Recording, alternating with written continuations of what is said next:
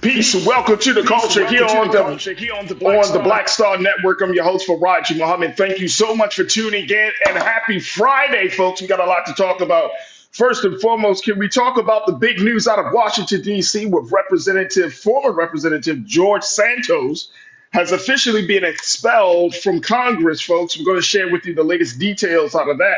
Also, today is World AIDS Day, so we're going to be checking in with the HRSA organization to give us some insight as to how the world is honoring those who have passed away with from the immuno disease and how we can become more prepared to answer those big questions. So today is World AIDS Day. Also, let's talk a little bit about Dr. Cornel West and where he is in his campaign. We'll have a conversation about that and how a Georgia bill aims to empower Black student entrepreneurs. So you can expect all of that and a whole lot more. Of course, we want to hear from you as our part of our culture crew. So stay with us and join the conversation right here on The Culture on the Black Star Network.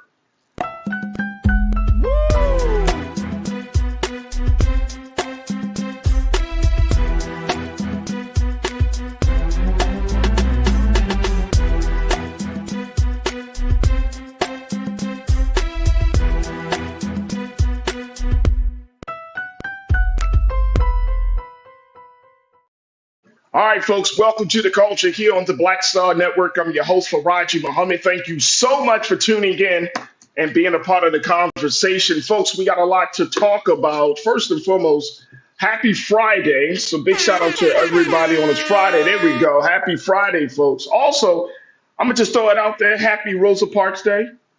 Can we talk a little bit about yeah, we talked a little bit yesterday. Happy Rosa Parks Day. But, today we're going to have a lot of great conversations. So make sure y'all can be a part of the discussion. Join us in our chat. We're streaming live right now on Facebook and YouTube under Roland Martin's YouTube page. And that's where you can join us to be a part of the official culture crew. And folks are checking in from around the country. As always, love to talk to the crew. We got Conscious Thought. Good afternoon, Culture Crew. Good afternoon, Conscious Thought. Good to connect with you once again, brother. Deidre Hall. Deidre, good afternoon to you. Thank you for being a part of the chat. My pastor, Pastor Damon Blissett. Pastor, thank you so much for those notes earlier today. I truly appreciate it. We were on the same page and thinking about those things. V. Griffin, thank you so much for checking in. As you say, good evening, everyone. Blessings. Jawan Yvette, thank you for checking in as always. Mrs. HP. Yeah. Oh, you say kangaroos can do better than these Republicans. Mrs. HP, you kicking it off real early. I see. I got you. I got you. Joe Martinez, thank you so much for being a part of the conversation. I appreciate you for joining us. Reginald Grant, I see you. Thank you so much. And folks, again, you can join us right now on the chat as we're streaming live on Roland Martin's YouTube page. Also, we're streaming on our home platform of blackstarnetwork.com. Just go to our website today, download the app for free, follow us on social media, and more importantly, we would love to have your financial support to continue to power us in this digital space that we are creating for Black news and content. So go to our website today at blackstarnetwork.com. And we're streaming on a number of other platforms, including Amazon News on your Fire TV. You can check us out there. Amazon Prime Video, you can check us out there. You can find us on Prime Video app under Live TV, The News, or find us on Amazon.com under Prime Video, Live TV, and then News. And we're also streaming on Freevee. You can see us there on Now under News. You can find us there. And Plex TV, 24 hours a day, 7 days a week. Just go search for Black Star Network on Freevee and find us under Live TV, News, and Opinion. All right, folks, let's talk about the big news that everybody has been discussing, which is the situation out of Washington, D.C., as Representative George Santos has officially been expelled from Congress, folks. And we talked about this. Y'all remember we had a conversation. They did, I think it was like a second attempt. This time it happened, but the last time it didn't. But this time it happened, and take a look. This is the latest coming from NBC News. The vote was overwhelming to get rid of, as they call him, the fabulist, the man who lies like no other, right? The vote was 311 to 114 with two voting present. Take a look at this. Santos, according to NBC News, Santos had already put his winter jacket on, left the chamber, and sped through the speaker's lobby before the vote total was announced. He knew the day was he knew it was over, y'all. Earlier this week, Speaker Mike Johnson, the representative out of Louisiana, said his leadership team wouldn't whip the vote one way or the other, instead allowing members to vote their conscience. But moments before the vote, he, Majority Leader Steve Scalise, Majority Whip Tom Emmer, and GOP Conference Chair Elise Stefanik one by one announced their opposition to removing the freshman fabulist. Johnson had previously signaled he would oppose expulsion, saying, quote, I personally have real reservation about things. I'm concerned about a precedent that may be set. Ooh. Ooh. All right, crew. What's your take on this as we talk about it?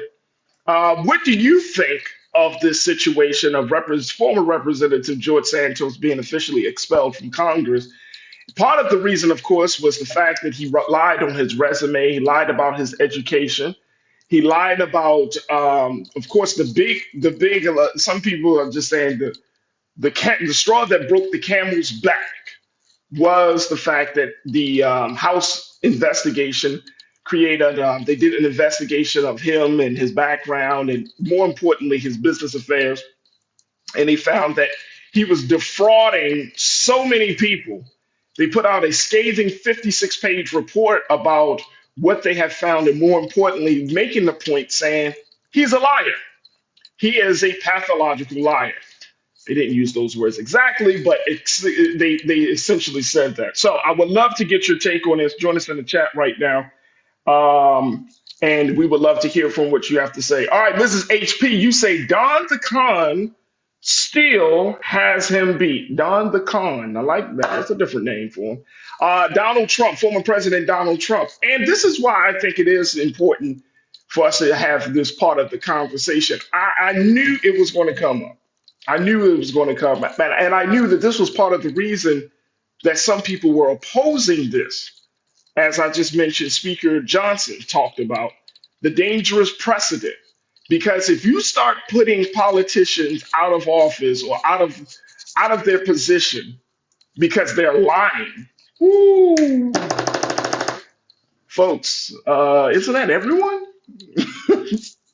So I guess the question becomes, where's the line? Where are the boundaries in this whole situation, right? Like, if this is the precedent, is it because he lied? Is it because what he lied about? Is it because his lying set, left a stain on the GOP? It's not very clear, but it leaves open the door for conversation about politicians being ethical, being accountable, being honest. What do you say? Joe Martinez, you said an American president or a fascist Trump? Mm, mm. Damon, Pastor Damon, you said bye, Felicia. Don't let the door hit you where, well, you know the rest. I do know the rest, Pastor. I do know the rest. Mrs. HP, you said Santos and Trump can be sellies. Wow. Wow. Reginald Grant, you pulled up some scripture out of Galatians. You read Galatians 6:7. One by one, they're reaping what was willfully sown. And Jawan Yvette, you said, so they expelled, thank you, Brother Reginald. You said, so they expelled Santos, and rightfully so, but they're still staying with the guy who has 4 incidents and 91 felony counts for their presidential nominee. Make it make sense. That's why Speaker Johnson was like, oh, if we do this, somebody's going to pull the carpet under us because one of the biggest liars in government is our nominee. I know he's thinking that. I know he's thinking that, Jawan. He's thinking that. Look, I got to take a quick pause. When we come forward, let's talk a little bit more about this and get your take on this. Then we're going to shift gears and talking about World AIDS Day. Folks, we just getting the conversation started. Stay with us. We got a lot more than the first half of the culture right here on the Black Star Network.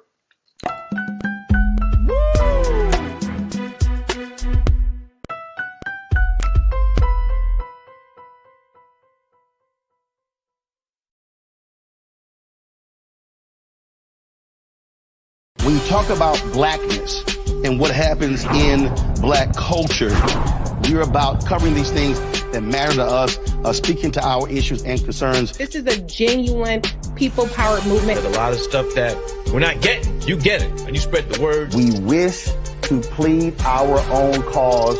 Too long have others spoken for us. We cannot tell our own story if we can't pay for it. This is about covering us. Invest in black-owned media. Your dollars matter. We don't have to keep asking them to cover our stuff. So please support us in what we do, folks. We want to hit 2,000 people, $50 this month, raise $100,000. We're behind $100,000, so we want to hit that. Y'all money make this possible. Check some money orders. Go to P.O. Box 57196, Washington, D.C. 20037-0196. The Cash App is $RM Unfiltered. PayPal is R Martin Unfiltered. Venmo is RM Unfiltered. Zelle is Roland at RolandSMartin.com.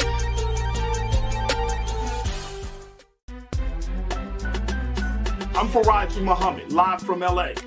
And this is The Culture. The Culture is a two-way conversation. You and me. We talk about the stories, politics, the good, the bad, and the downright ugly. So join our community every day at 3 p.m. Eastern and let your voice be heard. Hey, we're all in this together. So let's talk about it and see what kind of trouble we can get into. It's The Culture. Weekdays at 3, only on the Black Star Network. Folks, Black Star Network is here. Oh, no punching! I'm real revolutionary right now. Support this man, Black Media. He makes sure that our stories are told. Thank you for being the voice of Black America, Roland. Stay black. I love y'all. All momentum we have now, we have to keep this going. The video looks phenomenal. See, there's a difference between Black Star Network and black-owned media and something like CNN. You can't be black-owned media and be scared. It's time to be smart. Bring your eyeballs home. You dig?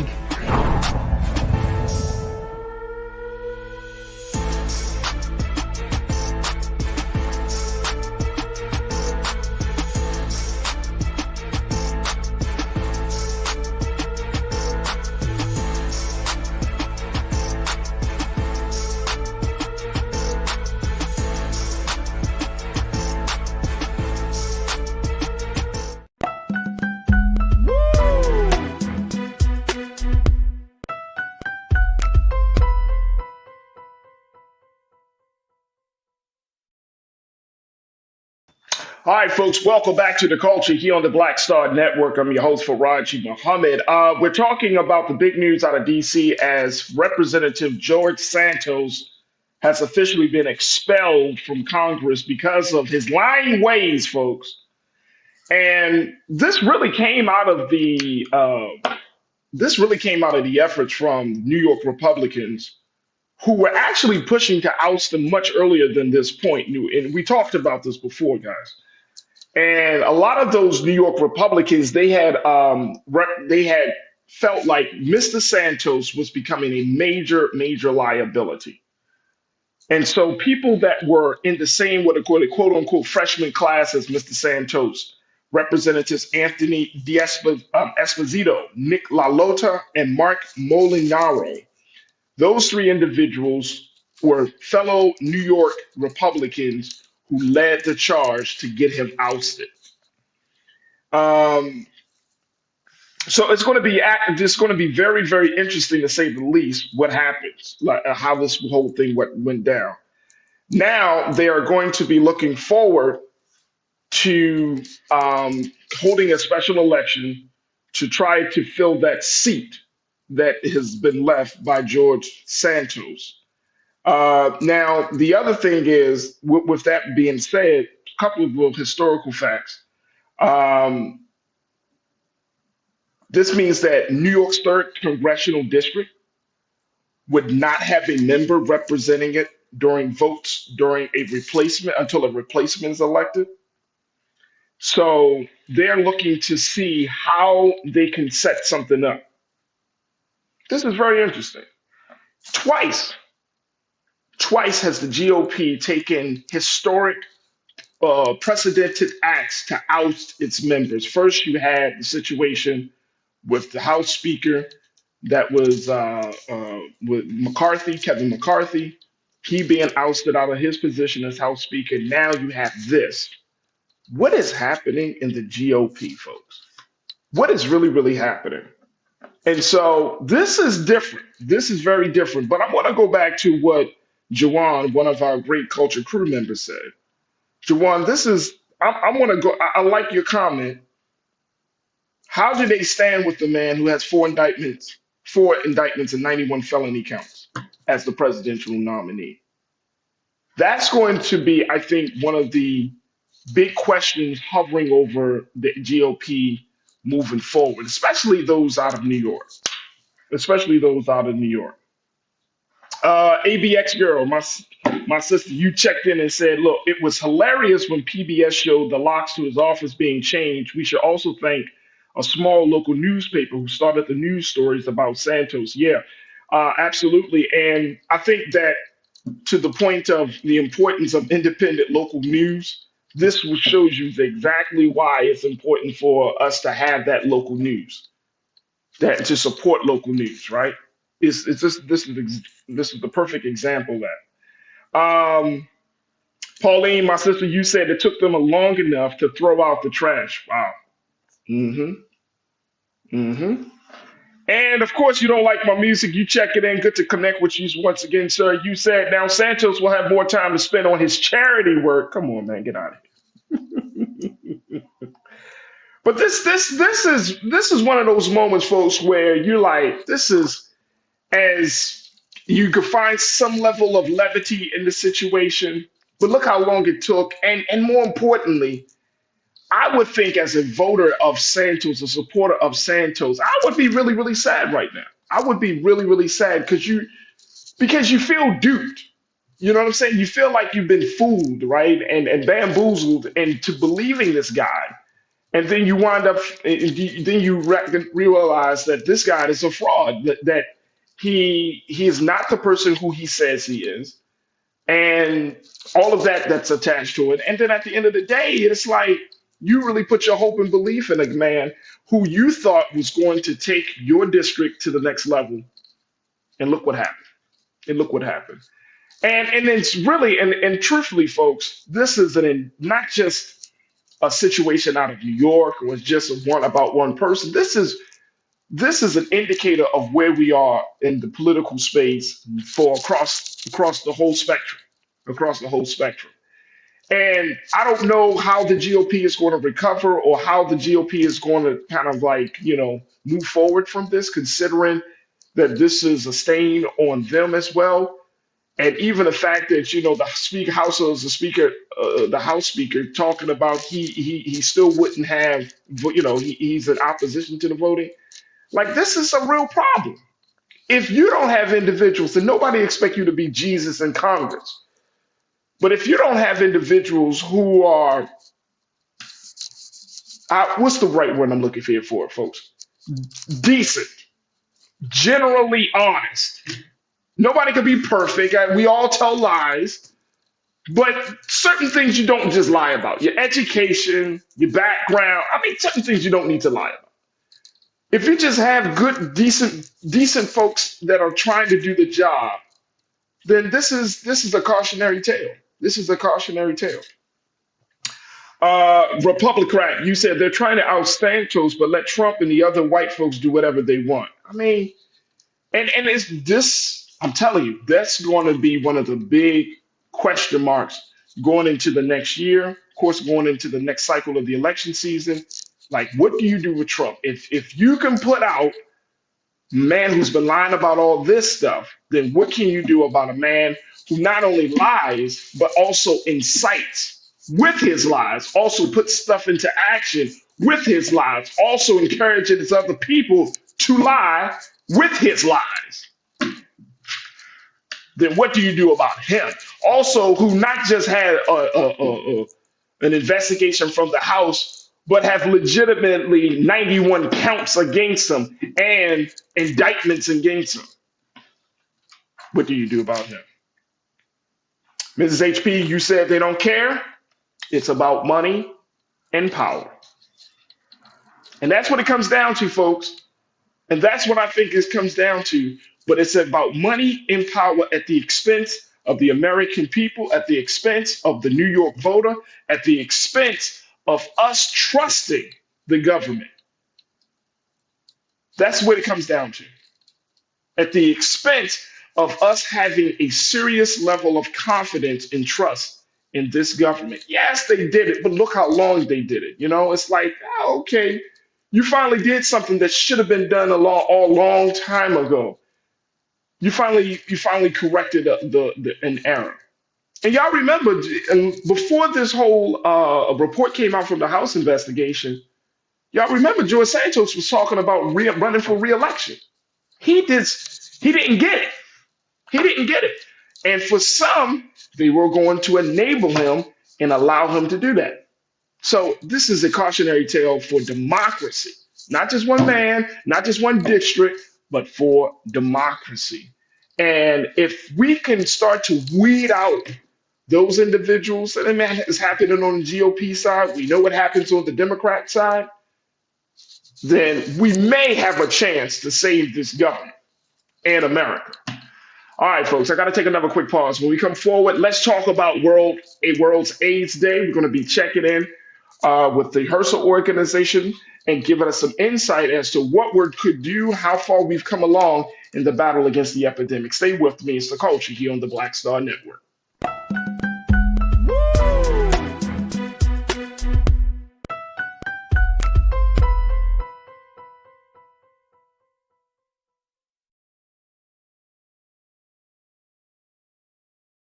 Folks, Black Star Network is here.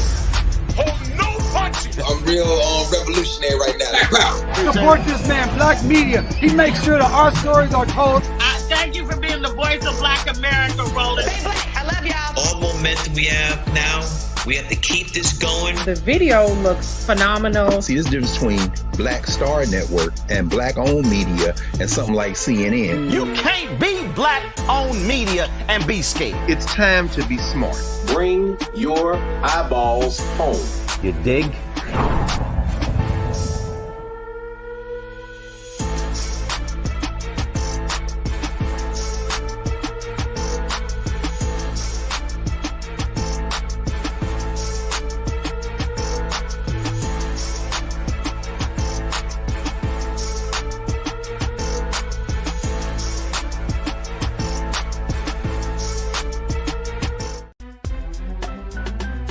I'm Farajii Muhammad, live from LA.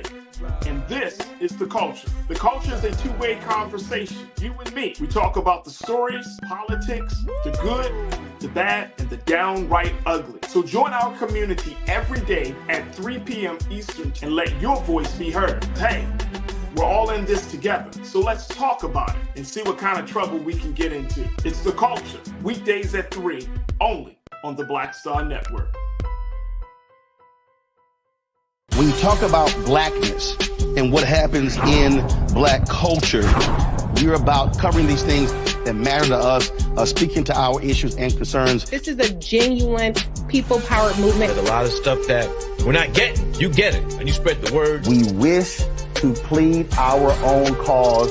Too long have others spoken for us. We cannot tell our own story if we can't pay for it. This is about covering us. Invest in black-owned media. Your dollars matter. We don't have to keep asking them to cover our stuff. So please support us in what we do, folks. We want to hit 2,000 people, $50 this month, raise $100,000. We're behind $100,000, so we want to hit that. Y'all money makes this possible. Checks and money orders go to P.O. Box 57196, Washington, D.C. 20037-0196. The Cash App is $RM Unfiltered. PayPal is R Martin Unfiltered. Venmo is RM Unfiltered. Zelle is Roland at RolandSMartin.com.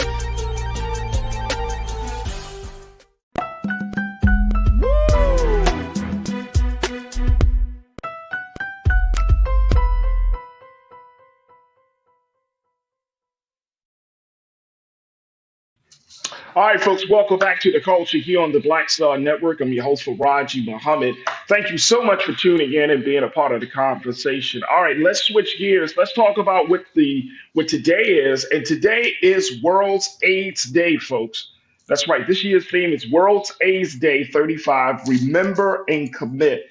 And of course, each and every year, we take time to honor those who have been lost to AIDS, but more importantly, we take this time to serve as a reminder of the global struggle to end HIV-related stigma, as well as to create a call to action to make a commitment to working toward a day where HIV is no longer a public health threat, folks. So we wanted to do our part here on the Culture on the Black Star Network to talk about this issue. And there's no other great person to talk about this other than with our very special guest today, Sister Yemisi Odusanya, who serves as a senior advisor for the HIV/AIDS Bureau for HRSA, which is the Health Resources and Services Administration. And so, Sister Yemisi, thank you so much for joining us here on The Culture. How are you this afternoon? I am well, and thank you for having me. You pronounce my name so well. Oh my gosh. Okay. You just brought a big smile to my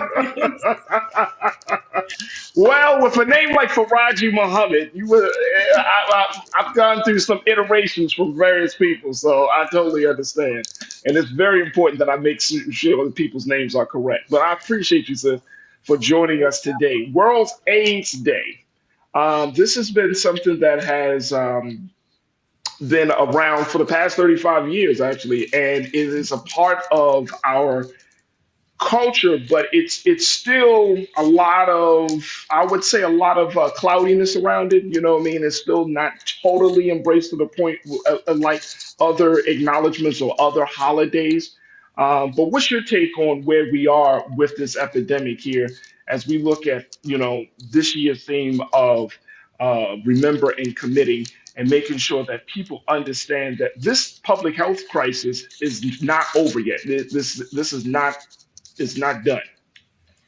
Thank you so much for having me on the show and for bringing up You're that welcome. question. As you mentioned, our theme this year is remember and commit. So remembering those who have lost their lives to HIV, as well as committing to the awareness of HIV. HIV still exists, and a lot of people have forgotten about it, but there are still people living with HIV, still people contracting HIV, and it is something that we do not want people to forget, excuse me. Last year alone, 1.3 million individuals worldwide contracted HIV. So it's still a big thing. And on today, December 1st, World AIDS Day, this is just another opportunity to remind people that HIV is still here. We've made a lot of progress over the years, but we still have a long way to go. So we just want people to remember that HIV is still here and to do what they can to stay healthy, which means getting tested, which means talking about HIV. And if you do test positive, it means taking care of your health and utilizing the resources that are provided to you, especially through our website. So and I'm so happy that you mentioned that, because a lot of times when you have a conversation about AIDS, I mean, I grew up in the 80s, I grew up in the 90s, and I remember even as a little boy, Sister Yemisi, that this was like a huge thing back in the day, right, in the 80s and 90s. We don't hear so many, or we don't see as much public like health announcements or public health conversations about this quite as much. Why is that? I think many reasons, because there's a lot going on in the world, but also because people are living longer with HIV. So Okay. the threat anymore, but it is still a threat. And we want to make sure that, prevention is better than cure. I heard that growing up a lot. So if you can prevent yourself from contracting HIV, you can stay healthier. But like you mentioned, we don't hear about it as much because there's so many other things happening. But it's important for us to remember on days like today and other awareness days that HIV is still here. Absolutely. So let's talk a little bit about these statistics that HRSA has put together to look at this, and then let's talk about how this applied to Black America. In 2022, 39 people across the globe were living with HIV. And it also shows that you guys were doing a high level of engagement, funding grants to various cities and counties and states and local community-based organizations. last year, the Ryan White HIV/AIDS program that's part of HRSA, you served more than 550,000 people with HIV in the U.S.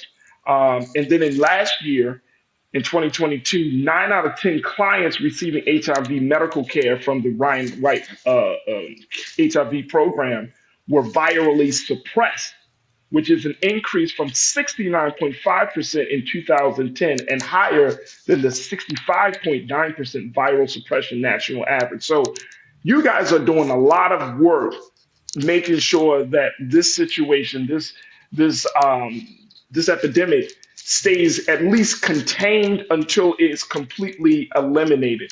And I'm wondering, is that because there is more awareness, or is that because there are new medications out there? And like you mentioned, more people are now living with HIV, and they're living with HIV a lot longer. How would you say, what were some of the contributing factors for the work you guys are doing? I think there's several things that we're doing. Like you said, our mission is to ensure that people have access across the nation. We want to make access to HIV care. We want to make sure that those who are seeking care and treatment are able to get it. We ensure that people live a healthy lifestyle. There is a lot of awareness. Social media has done a lot of great things to help eliminate or reduce the spreading of this virus. We do have a website, which we post a lot on. We have our social media platforms. But I think one of the biggest things that we're seeing is that we are trying to educate people a little bit more. So in order for you to stay healthy, you need to know what healthy is. You need to know what are the steps you need to do to stay healthy. So for example, on days like today, we really want to encourage folks to get tested. It is so important to get tested. You cannot stay healthy or keep those you love and who are around you healthy if you're not tested, if you don't know your status. So we encourage people to go to gettested.cdc.gov. That's a website that our federal colleagues host at the CDC. And all you have to do is put your zip code in, and you're able to find testing centers throughout the United States. It's also important for us to be comfortable having conversations around HIV, just like we're doing today. Once we're educated on what is happening, we're at a better place to stay healthy and to make sure those around us are healthy.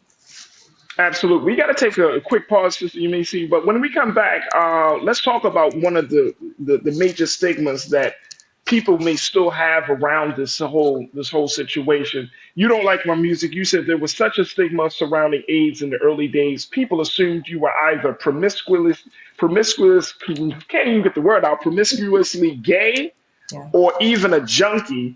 And so I want to kind of talk a little bit more about that. And I appreciate you for posting that you don't like my music, because I think that is one of the big things that has prevented people from getting tested, from preventing conversations from happening, and more importantly, preventing folks from saving lives. Like, we are a part of the solution, and that we can help other people save lives. And it could be a much different culture for people to come out and say, look, I have HIV, but my life is still can move forward. I can still live.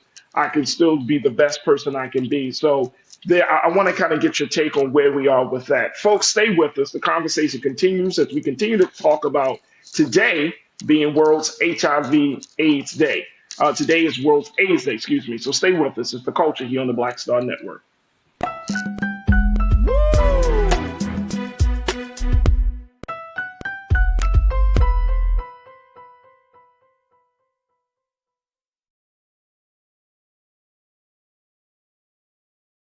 Pull up a chair, take your seat. The Black Tape with me, Dr. Greg Carr, here on the Black Star Network.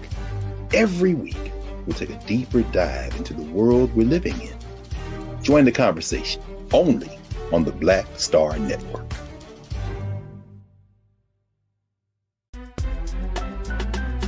I'm Farajii Muhammad, live from LA. And this is The Culture. The Culture is a two-way conversation. You and me. We talk about the stories, politics, the good, the bad, and the downright ugly. So join our community every day at 3 p.m. Eastern and let your voice be heard. Hey, We're all in this together. So let's talk about it and see what kind of trouble we can get into. It's The Culture, weekdays at 3, only on the Black Star Network.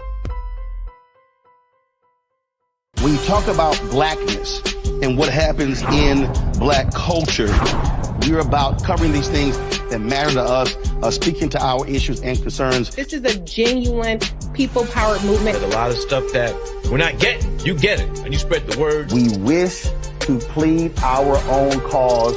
Too long have others spoken for us. We cannot tell our own story if we can't pay for it. This is about covering us. Invest in black-owned media. Your dollars matter.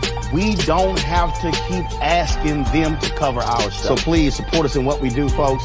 We want to hit 2,000 people, $50 this month, raise $100,000. We're behind 100,000, so we want to hit that. Y'all money makes this possible. Checks and money orders go to P.O. Box 57196, Washington, D.C. 20037-0196. The Cash App is $RM Unfiltered. PayPal is R Martin Unfiltered. Venmo is RM Unfiltered. Zelle is Roland at RolandSMartin.com. Folks, Black Star Network is here. Oh, no punching! I'm real revolutionary right now. Support this man, Black Media. He makes sure that our stories are told. Thank you for being the voice of Black America, Roland. Stay black. I love y'all. All momentum we have now, we have to keep this going. The video looks phenomenal. See, this difference between Black Star Network and black-owned media and something like CNN. You can't be black-owned media and be scared. It's time to be smart. Bring your eyeballs home. You dig?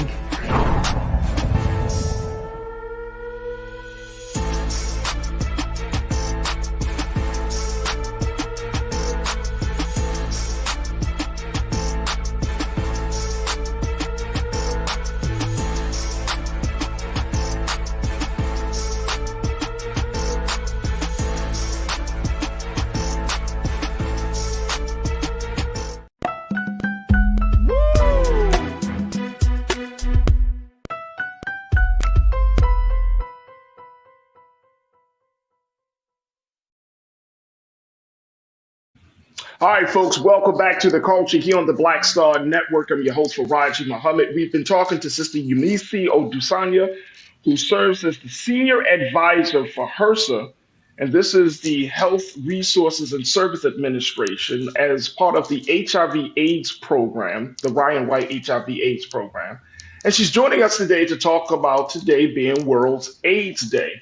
And folks, we want to encourage you to join us in the conversation as we're streaming live on Roland Martin's YouTube page to be a part of our illustrious culture crew with your comments, your thoughts, and your questions. So, Sister Yemisi, let's talk a little bit about this ongoing stigma, because one of our culture crew members made the point that, like many of us, there's been a lot of stigma surrounding AIDS. This is from You Don't Like My Music, and he said people assumed you were either promiscuously gay or a junkie. What community is impacted the most with HIV/AIDS cases? Is it Black people? Is it the LGBTQ community? Is it drug users? Who are affected the most at this point? I would say that I can understand the point that your listener mentioned. That is the stigma that most people have, but that is not the truth. I just want to share some statistic with you so you can understand where we are, especially as a Black community. African Americans and Blacks represent 13% of the U.S. population. And the same population accounts for over 40% of new HIV infections in the United States. That's over. Say that again for me. I'm going to say it one more time, and I'll say it slowly so you can register. Blacks and African Americans represent 13% of the U.S. population. However, Blacks and African American account for 42% of new HIV infections in the U.S. That means our brothers and sisters are getting hit really hard, and we're not even 40% of the population. It's key for us to understand this. There is a stigma around HIV because people don't understand HIV. And that's what we want to do on World AIDS Day. Many people are, spreading HIV and they don't even know they have HIV. they don't. Some people know and they're not getting treatment, or some people are getting treatment and are still spreading. One of the things that I can say is an accomplishment in the HIV community is that we have come a long way. Many years ago, if you tested positive for HIV, you had what we would call a cocktail that you had to take, a mixture of 3, 4, 5, sometimes 6 pills just to stay alive, just to stay healthy. Now, you can take a pill a day, 1 pill a day, or even a shot a month. And if you take this routinely, if you take this regularly as your doctor prescribes, you can become virally suppressed. And what does that mean? That you cannot spread HIV to your sexual partners. It's important. And that's with the assistance of medication, though, either the shot Absolutely. or with the pill. Yes. So you can, and I mean, this is mind blowing, Sister Yemisi, because I know you know it and I know it. Like, to have a conversation about HIV, to be able to get some sort of treatment, and then not to pass HIV on to your next sexual partner. I mean, that is like light years from where we have been. Absolutely. And it's important for people to know this. And if you know that you can still live a healthy life with HIV, you're more prone to get tested. Before, people were scared to get tested because they didn't want a death sentence. We're not talking about death sentences anymore. We are talking about healthy lifestyles. We're talking about living well. That is if you take your medication regularly. And I think if we reduce that stigma of you're going to die tomorrow, or you have been messy, or you have been careless, more people will be encouraged to get tested, to know their status, and to talk about their status with their partners. To talk about your status with your partners has to be one of the most anxiety-filled, stressful situations. No, I can only imagine. I can really only imagine that you want to open, for full transparency, full disclosure, and you let your partner know, like, hey, before we move forward, I do want to let you know that I am, I have contracted HIV. However, yes, I am taking medication. I am on a treatment plan, and I am living well, and I'm making sure that you're. But people, I mean, come on, Sister Yemisi. You know how some people get like, what? It's HIV. It's a difficult conversation to have, but it's a conversation that is required. One of the things I've learned over time, not just with HIV, but in general, is the more you talk about something, the more comfortable you become talking about it. It's more of a, let me share this with you and let you know I'm thinking about you just like I'm thinking about myself. I think it's important for us to remember that we owe it to ourselves and owe it to our sexual partners to be transparent. And if that means going to take a test together so that we can both share our status, that's something we can do. And if I test positive, these are the things that I'm doing to make sure that you are safe. And this is information that's on our website. It can be verified. These are not just ideas that we're throwing out. Yeah. We know for a fact that if you are virally suppressed, you are unable to transmit HIV to your partners. And I think if more people understand that, they're aware of it, they're comfortable talking about it, they'll be able to, help educate other people. It's not easy, but it's required. It's necessary. My pastor, David Blissett, you said, brother, hey, Farajii, this chat can be wild. It can be wild. The conversation can be it could be mind blowing. But you know what? I think that if people understood that we're in a new day and time with this whole situation, that people really are trying their best to live right? And I think that level of honesty and transparency is absolutely important. We got like a minute or so left, Sister Yemisi. I want to get your take on something else that you don't like my music posted. He said, I think Magic Johnson helped shatter that stigma. Yeah. Do we need to have more quote unquote Magic Johnsons to step up and to talk about this publicly in some way? And how does that help? Or does that hinder things from happening? Absolutely. Michael Johnson was an ambassador. He knew that him coming out publicly would help his people. And when I say his people, I just want to share, the National AIDS Strategy defined priority populations, which include Black MSM, who are 26% of the new infections, and Black women, who are over 50% of new infections. It's important for us to know how much or the impact that HIV has on our community. And when we know better, we do better. We could have several Magic Johnsons, but if people don't know that there is access to care, there's treatment, there are resources, we may be in the same place. So I want to encourage people to go to our website, which is whyamright.HRSA.gov. Also, if you are interested in getting tested, which we highly recommend that you get tested, go to our federal colleagues website, which is gettested.cdc.gov. And if you are tested positive, just know that there still is an opportunity for you to have a healthy life. If you follow your provider's recommendations, if you take your pills, if you stay healthy, you can still live a healthy life. We've tried our best to do a lot to get to the community. We've had listening sessions. We've been in the community. Farajii, you've been there with us at different festivals. So it's important for us to keep this conversation going.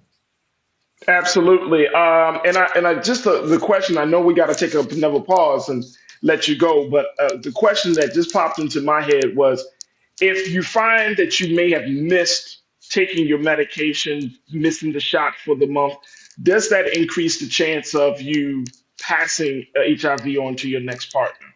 Well, what we recommend and what I would say is that you cannot transmit HIV if you are virally suppressed. I don't want to give a blanket statement. I'm not a physician about if you miss one pill or two. But what I would say is try your very best to stay on your regimen. Take it every day, just like you do with your multivitamin. And that will get you to a viral suppression level, and you will not be able to transmit HIV to your partners. That is incredible. We have come a long way, Sister Yemisi, and it is good to hear that there's some light and hope at the end of the tunnel. Kalia Green, you said after 40 plus years, everyone should be comfortable. It's very unfortunate that there's still a stigma. Absolutely. If we created a safe space for people to share, I'm sure that this process can go a lot smoother. But you're absolutely right. After all this time, it should not be crazy to have the conversation. And Pretty Brown Mimi 726, my sister, you said this day can open a discussion about your status for HIV, chlamydia, herpes, etc. Know your status for everything.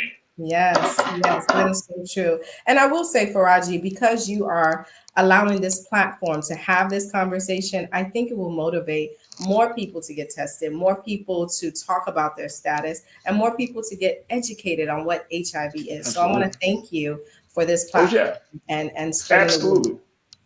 Absolutely. Sister Yemisi, thank you so much. Our sister who serves as the senior advisor for the HIV/AIDS program for the Human Resources and Service Administration, HRSA. She's doing her part to talk to us about World AIDS Day. And I appreciate you, sis, for coming on to the show. And of course, being so good for the culture. Thank you so much. Have a wonderful day. You too. Thank you, sis. All right, folks, we got to take another quick pause. When we come forward, let's talk about Dr. Cornel West, yes, and how he could really make an impact in the presidential candidates in the presidential campaign. We're going to be checking in with Culture Crew member, my sister, Corinna Denise. She's going to be joining us about that. Also, let's talk about how a new Georgia bill will be empowering the next generation of Black entrepreneurs. We'll have that conversation with Corinna and more. So stay with us. It's all happening on the second half of The Culture here on the Black Star Network.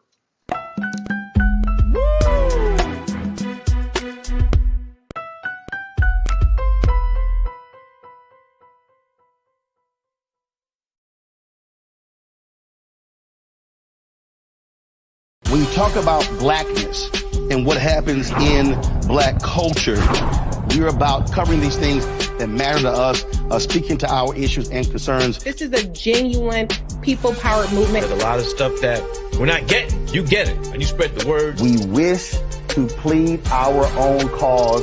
Too long have others spoken for us. We cannot tell our own story if we can't pay for it. This is about covering us. Invest in Black-owned media. Your dollars matter. We don't have to keep asking them to cover our stuff. So please support us in what we do, folks. We want to hit 2,000 people, $50 this month, raise $100,000. We're behind 100,000, so we want to hit that. Y'all money makes this possible. Checks and money orders go to P.O. Box 57196, Washington, D.C. 20037-0196. The Cash App is $RM Unfiltered. PayPal is R Martin Unfiltered. Venmo is RM Unfiltered. Zelle is Roland at RolandSMartin.com.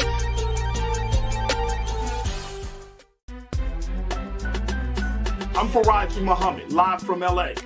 And this is The Culture. The Culture is a two-way conversation. You and me. We talk about the stories, politics, the good, the bad, and the downright ugly. So join our community every day at 3 p.m. Eastern and let your voice be heard. Hey, we're all in this together. So let's talk about it and see what kind of trouble we can get into. It's The Culture, weekdays at 3, only on the Black Star Network.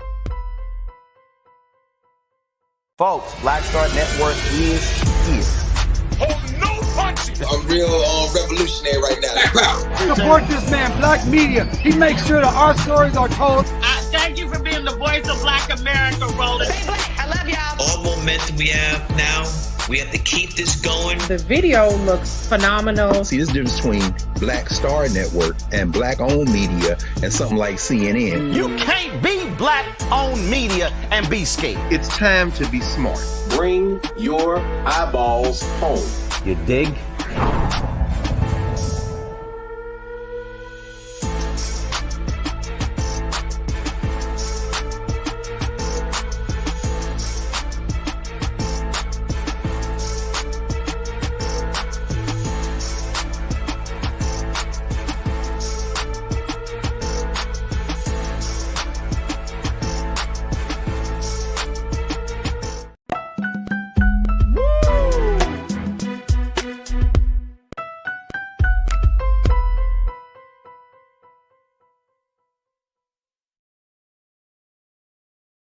All right, folks, welcome back to The Culture here on the Black Star Network. I'm your host, Farajii Muhammad. Thank you so much for tuning in and being a part of the show. And happy Friday. Happy Proposed Rosa Parks Day. That's right. Happy World's AIDS Day. A lot of things happening today. But thank you so much for being here and joining us. Let's shift gears, talking from health and well-being to let's jump a little bit into politics and culture, because this is the intersection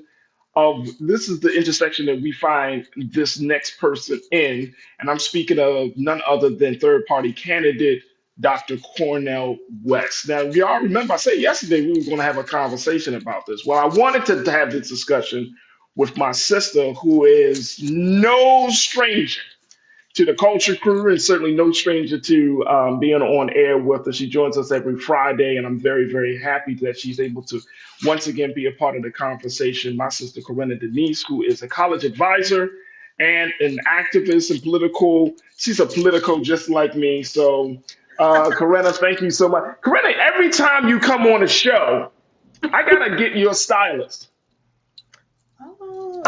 Every time. Thank you. I just be having my locks, and be having your locks locking, and then curls curling, and then I can't. I really appreciate you noticing, because Happy Friday. Happy Friday, Corinna. All right, let's talk about presidential candidate, philosopher, professor, author, Dr. Cornel West. And here's why I wanted to talk about it. One is because I don't want us to lose sight of the fact that he's a part of the conversation in some way, shape, or form, right? So we got to open ourselves up, and we're going to do our part, God willing, folks. We're going to do our part to see if we can get Dr. West on. and have a conversation with him. I'm being very serious. You know what I'm saying? Like, because I think some of the culture crew would love to hear from him himself, right? He posed some questions, so we're going to do our part to do that, to make that happen. But let's look at where we are with his, where he is with his campaign. NBC News did a story about him. And one of the things that they talked about is this uphill battle, his plan to grow his quote unquote embryonic, that's how he describes it, embryonic campaign. And he said that his strategy is be like jazz and improvise. If that's not classic Cornel West talking, I don't know what is. Be like jazz and improvise. Here's what the situation is. Take a look at this. This is from NBC News. And they're saying that he said, quote, we're still in the embryonic stage. This is what he acknowledged in an interview with NBC. He said, the last thing I want to do is have huge rallies now and peak too soon. Now, he has only about 10 staffers. His wife helps handle media requests. He's conducted no internal polling. He has held only one public campaign rally. His bank balance is 2 digits shorter than those of his rivals. He's raised hundreds of thousands so far, while others have brought in tens of millions. And he's sworn off outside help from a super PAC, which could have helped make the difference.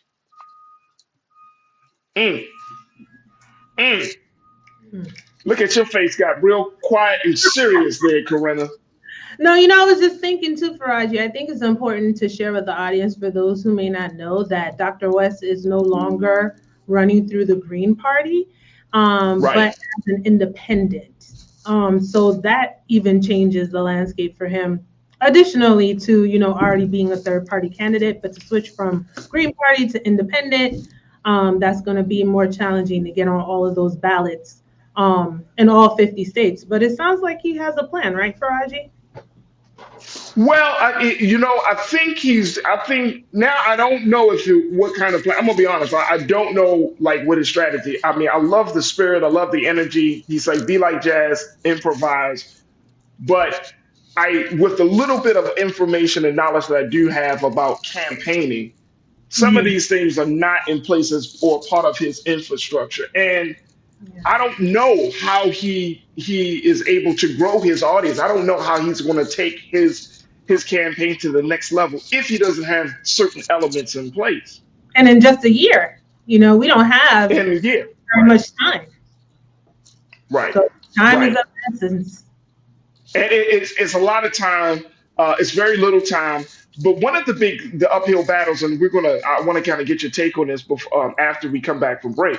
But one of the uphill battles is simply getting his name on a number of ballots across the country, in states across the country. Yeah. He is struggling to make that happen. And I mean, there are fees that are attached. There are other documents that have to be, signed, and other things that have to be done. But of course, the money to get on these ballots, that's one of his battles. That's going to be one of his battles. And I'm wondering, considering the national name recognition that Dr. Cornel West truly has, right? Especially among Black America, why we aren't seeing as many other Black folks, high profile, some of our celebrities investing in his campaign. Now I'm wondering, could potentially be an issue down the road if he's not getting, he's sworn off no super PACs. He doesn't want special interest money and all of that stuff. That's fine.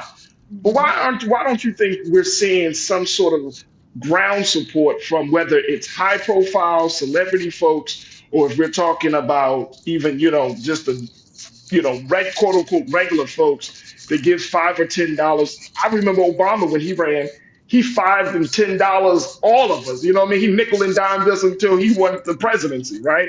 Yeah. So I'm wondering why he didn't put something like that in as part of his campaign. We're in different times right now. We're at a pivotal moment, a pivotal turning point, and it's challenging to run for president alone, much less to be an independent candidate. And at that, it's even much more challenging to try and defeat the current incumbent. You're running against the current elected president of the United States. You know what I mean? So that's no easy feat. So yeah, I think, a lot of people are looking at this as a whole. Like, are we going to support, our president who is currently in office? Are we going to risk it to get somebody else? And, while you and I talk about also a lot of the time, Farajii, how important that legislative branch is, are all the pieces going to connect so that government functions how we want it to function? So there's just so many other pieces to the puzzle. And yeah, I mean, it's going to take a lot of groundwork. And how do you cover all that ground being an independent voter in less than a year? On top of, we're on the verge of fascism. There's just so many other deterrents at play that could, weigh him down, unfortunately, and any other candidate who would get into the race. Ain't that so? Look, I got to take a quick pause when we come forward. Let's continue the conversation about Dr. Cornel West. Can he grow his campaign? Can he even legitimize himself even more? Can he make sure that he is a force to be reckoned with in this political space? We're going to continue the conversation on the other side. I got my sister Corinna Denise, and I got you, Culture Crew. Post your comments on the chat as we're streaming live on Roland Martin's YouTube page. I would love to get your take on this, and let's have a conversation about Dr. Cornel West. Stay with us. It's The Culture here on the Black Star Network.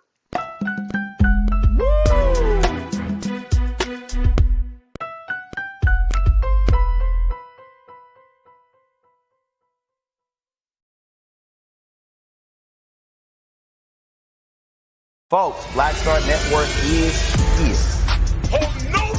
I'm real revolutionary right now. Support this man, Black Media. He makes sure that our stories are told. Thank you for being the voice of Black America, Roland. I love y'all. All momentum we have now, we have to keep this going. The video looks phenomenal. See, this difference between Black Star Network and Black-owned media and something like CNN. You can't be Black-owned media and be scared. It's time to be smart. Bring your eyeballs home. You dig?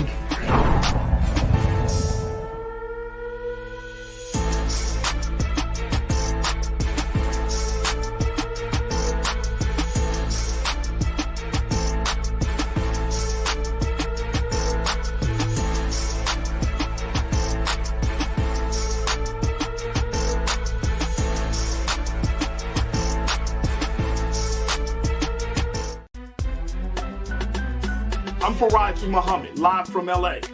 And this is The Culture. The Culture is a two-way conversation. You and me. We talk about the stories, politics, the good, the bad, and the downright ugly. So join our community every day at 3 p.m. Eastern and let your voice be heard. Hey, we're all in this together. So let's talk about it and see what kind of trouble we can get into. It's The Culture, weekdays at 3, only on the Black Star Network.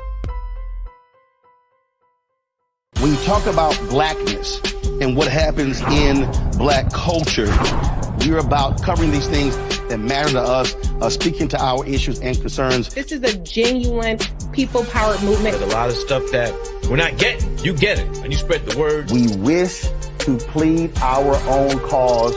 Too long have others spoken for us. We cannot tell our own story if we can't pay for it. This is about covering us. Invest in Black-owned media. Your dollars matter. We don't have to keep asking them to cover our stuff. So please support us in what we do, folks. We want to hit 2,000 people, $50 this month, raise $100,000. We're behind 100,000, so we want to hit that. Y'all money makes this possible. Check some money orders. Go to P.O. Box 57196, Washington, D.C. 20037-0196. The Cash App is $RM Unfiltered. PayPal is R Martin Unfiltered. Venmo is RM Unfiltered. Zelle is Roland at RolandSMartin.com.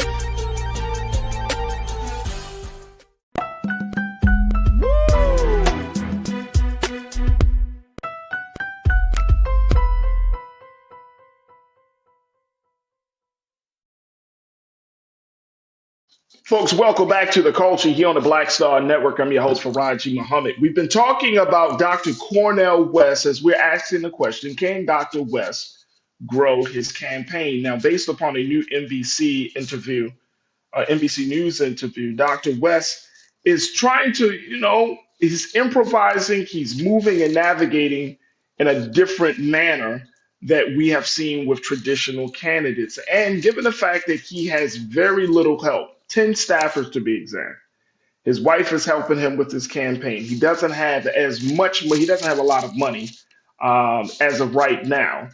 He has decided to not get the assistance of any type of super PAC, which they, according to the report, could have make the difference in getting his name on a number of ballots in a number of different states across the country. And let's point out the fact that he is no longer running as a member of the Green Party, but he's actually running as an independent. And I want to share this with you folks. Take a look at this, that in that same report, it says as an independent, it's now entirely up to West and his team to get his name on the ballot in every state, each of which have their own unique rules requiring some combinations of fees and signatures with state-based restrictions on who can collect those signatures and where. So he's got a mountain to climb up, folks. He's got a mountain. But if you talk to not Kanye West, Dr. Cornel West, let me bring my sister, Coretta. No, we don't want that, West. Come on now. Not for this. That was a Freudian slip. I'm not saying Kanye should run. Very good. But you can't put the two at all in the same category. But if we're looking at this, it looks like Dr. West is running a campaign that's a campaign for nowhere. And I hate to say that because I think, like Pretty Brown Mimi 726, Mimi said this. She was like, Kanye West is a brilliant man. He's absolutely brilliant. He is absolutely brilliant, right? And he put himself out there, and I'm keeping tabs on where things are with his campaign. But I'm really like looking at us as a people and wondering. Not to sidetrack, but I mean, as far as Kanye, I think it's arguable that okay, that a lot of that from him was ego, more so than for Kanye. Yeah, more so than I want to actually do something for the hell yeah, Coretta, hell yeah. But I'll say that. Yeah, right, you got a big ego, like Beyonce said. Yeah, big ego. But anyways, with Dr. West, it's I really just don't see a path forward. I mean, by the time you work so hard to get your name on all the ballots, right? All 50 ballots, you got to go through that process. Then you got to do that on the ground work, which is so important. And I just wonder if Dr. West considered maybe running for a House seat or a Senate seat, where something that might have been, in my view, a more attainable goal than this. I bet you, hey, Coretta, I bet you that question has been posed to him at least 1 million times.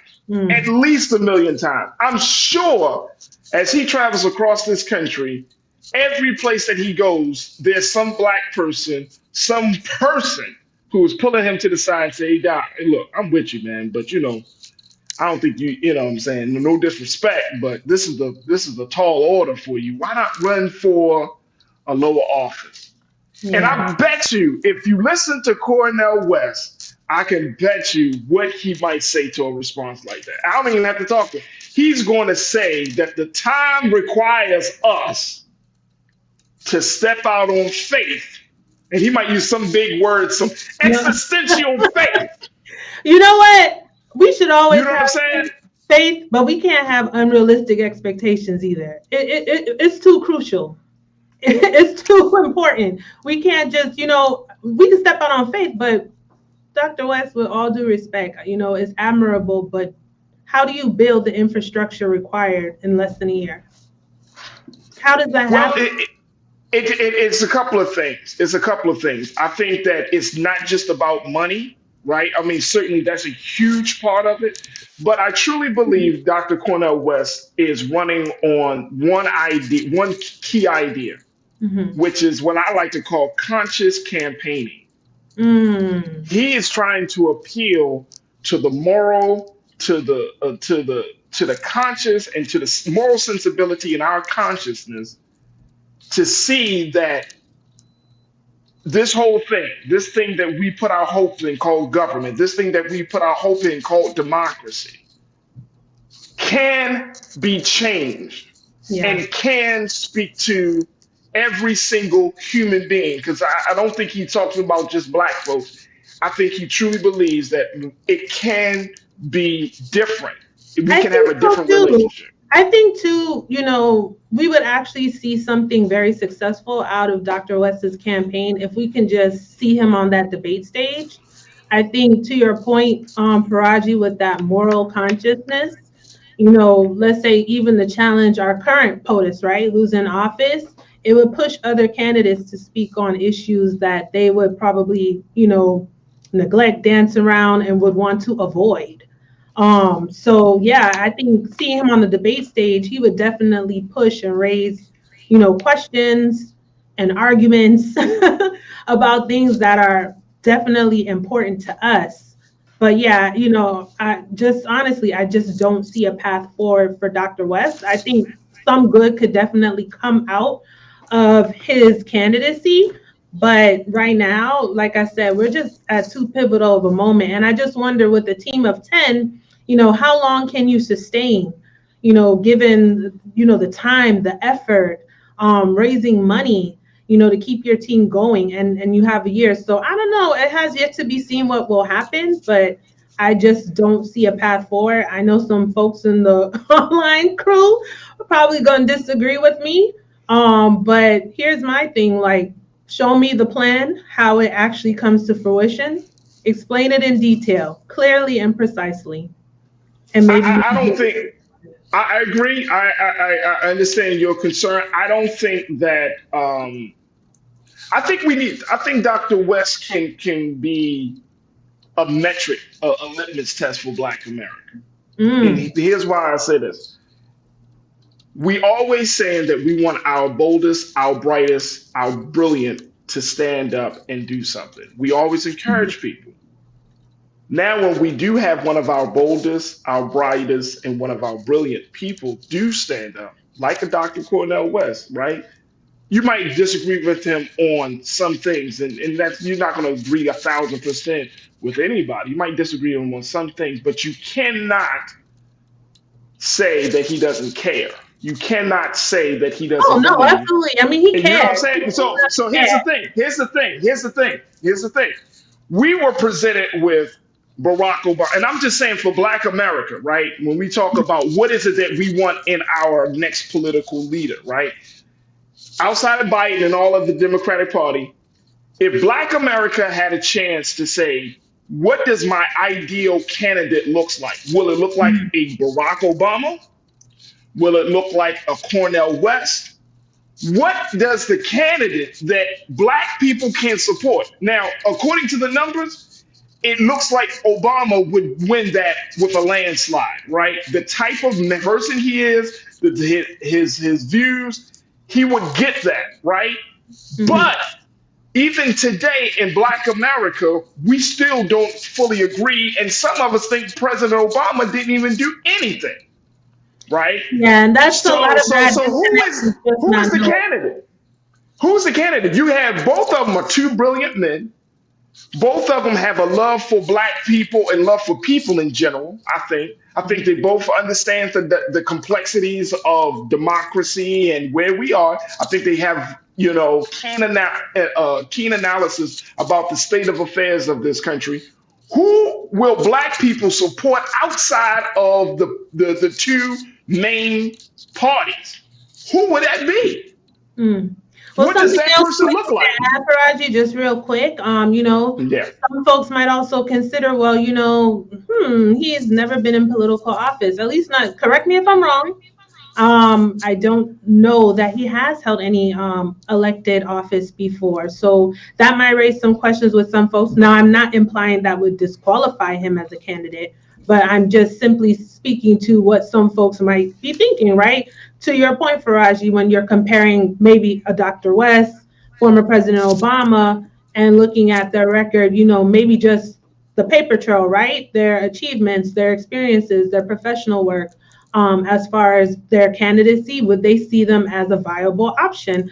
As to that, their philosophy, their beliefs, but it gets challenging, if you are running against maybe a former politician, you might have one side there comparing legislation that someone who has been in office has passed or has pushed, compared to someone else based on just their moral beliefs or higher level of consciousness or where they stand or how they have advocated for people. So there's just so many, factors. How do you narrow that down? Absolutely. And I see here too, Lise is saying that he worked as a senior advisor in 2000 to Democratic candidate Bill Bradley, and some asked him to run in 2004 as a Green Party member, but he declined. Interesting. And he also worked on Al Sharpton's 2004 presidential run. Yeah, thanks for that, Lise. That's some info that I did not know. That is, and look at that. Look at that. Al Sharpton ran for office. Jesse Jackson ran for office. I'm talking about that's true, right? As we're having this conversation, it kind of brings back memory, and we kind of review to see like when Jesse Jackson ran for office, there were a number of black folks, right, that were excited. When Al Sharpton ran for office, we could go down. There have been black men.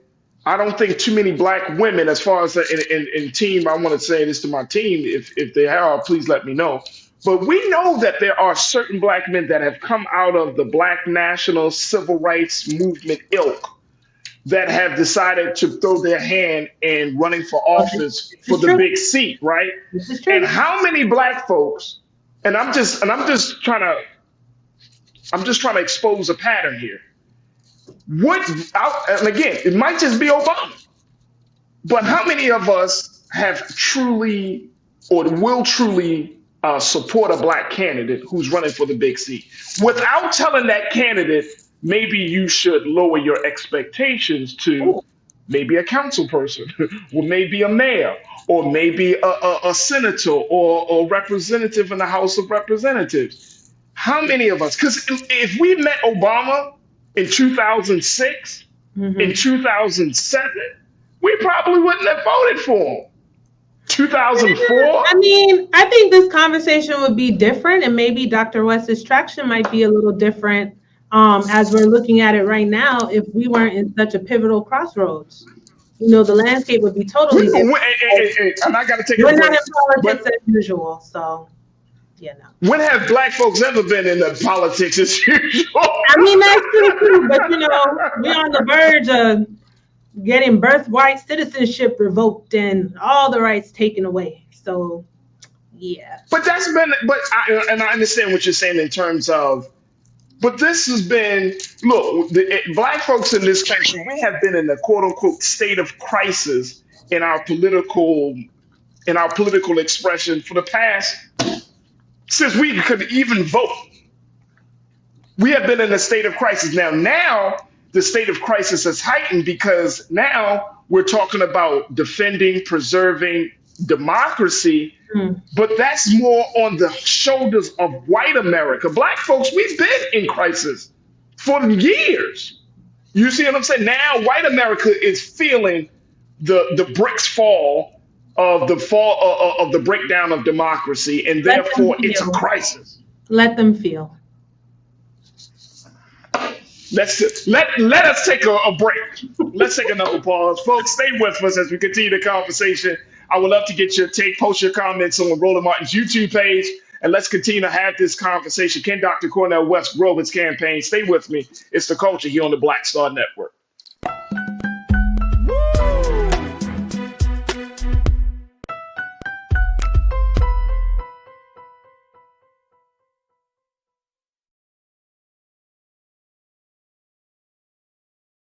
Pull up a chair, take your seat. The Black Tape with me, Dr. Greg Carr, here on the Black Star Network. Every week, we'll take a deeper dive into the world we're living in. Join the conversation only on the Black Star Network.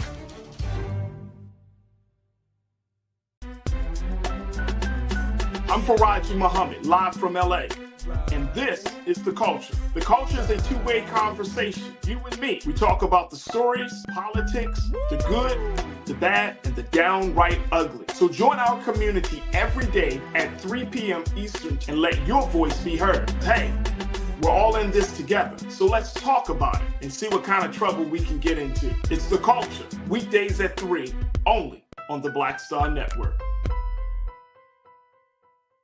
When you talk about blackness and what happens in black culture, we're about covering these things that matter to us, speaking to our issues and concerns. This is a genuine people-powered movement. There's a lot of stuff that we're not getting. You get it, and you spread the word. We wish to plead our own cause.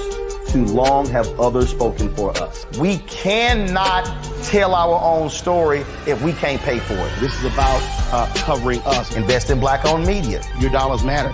We don't have to keep asking them to cover our stuff. So please support us in what we do, folks. We want to hit 2,000 people, $50 this month, raise $100,000. We're behind $100,000, so we want to hit that. Y'all money makes this possible. Check some money orders. Go to P.O. Box 57196, Washington, D.C. 20037-0196. The Cash App is $RM Unfiltered. PayPal is R Martin Unfiltered.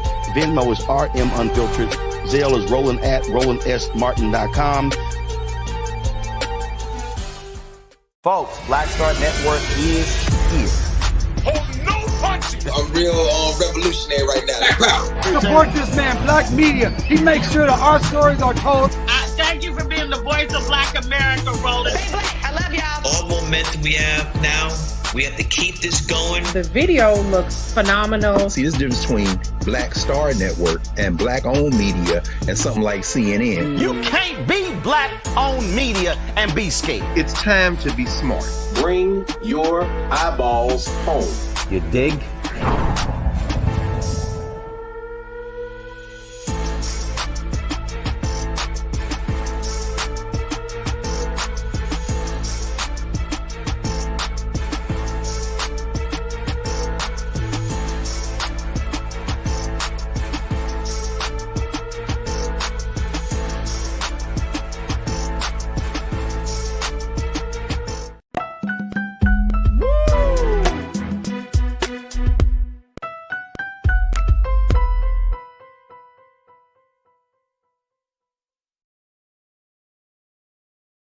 All right, folks, welcome back to The Culture here on the Black Star Network. Your host, Farajii Muhammad, checking in with my sister, Corinna Denise, college advisor, activist, Politico, as we talk about can Dr. West grow his campaign?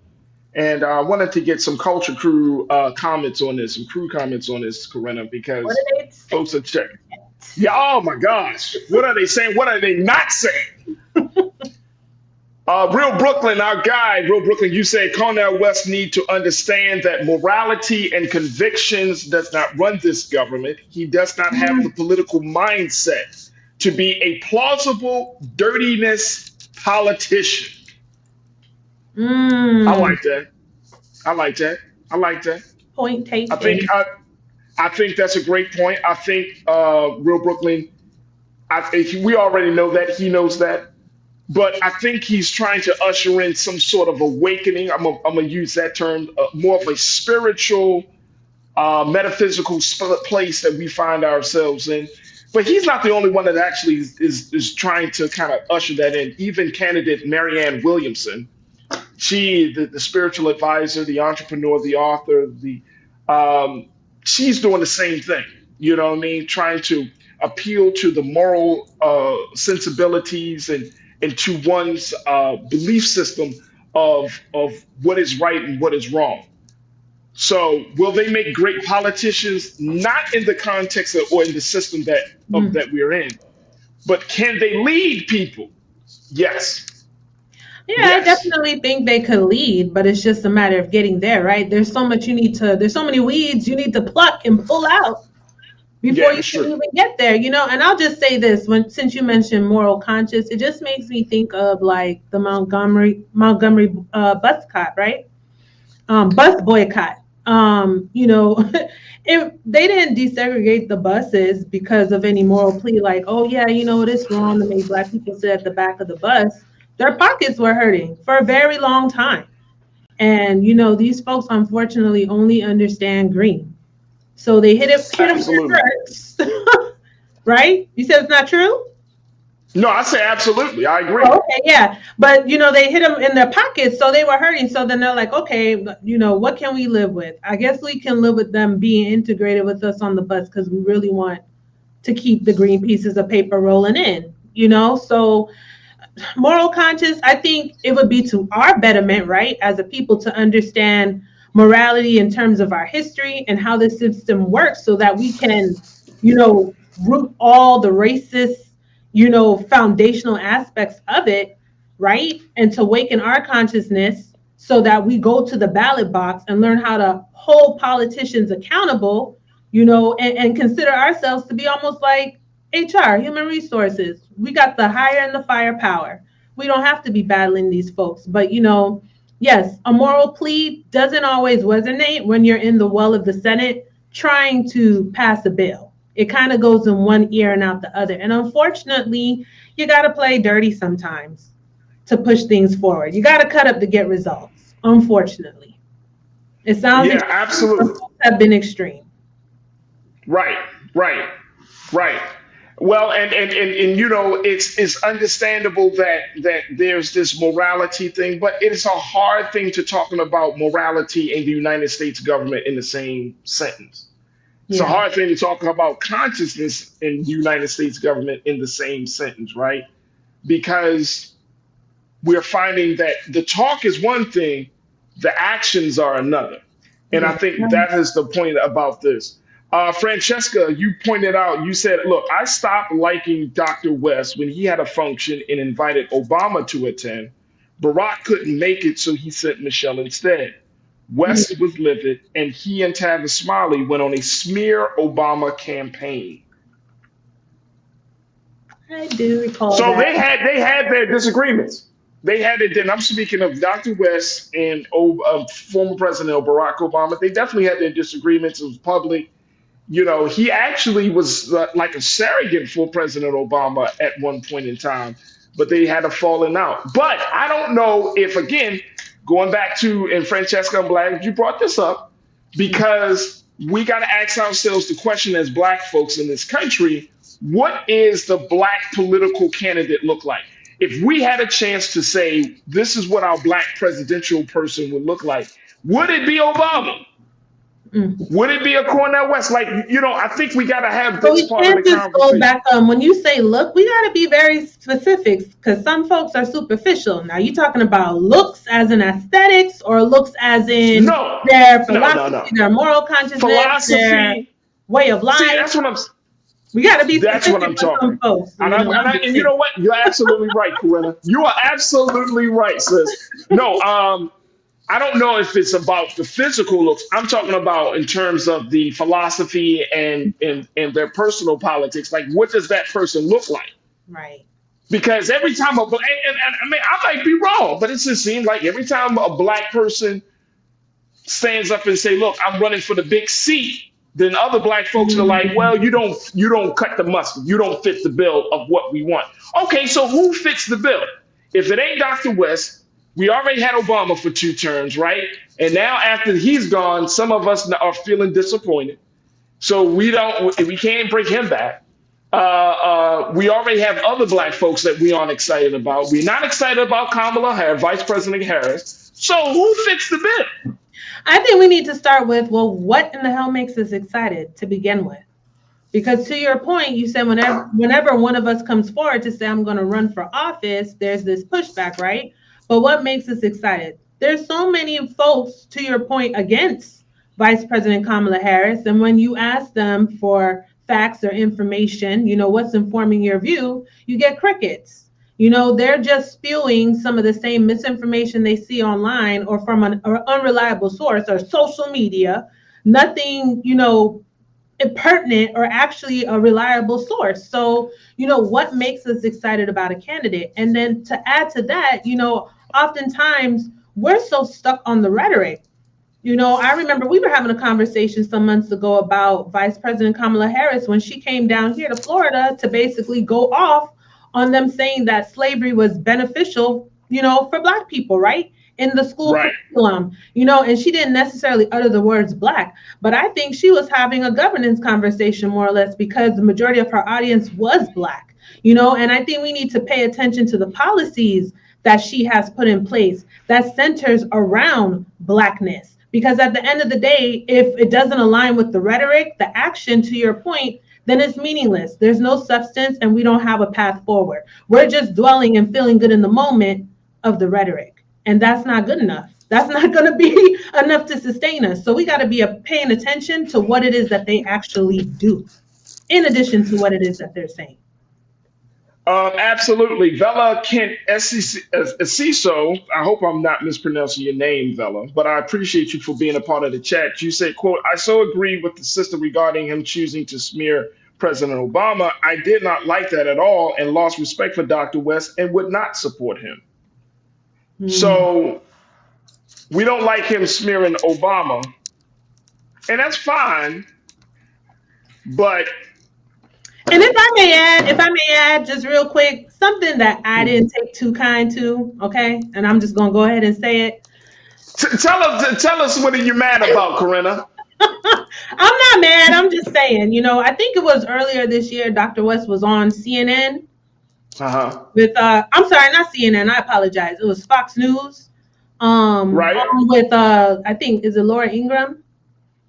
Okay. And addressed her as Sister Laura. Now I don't know if that's just his way, but I don't feel that in my spirit to be like, come on, Sister Laura. No. Not someone who was blatantly racist and against us.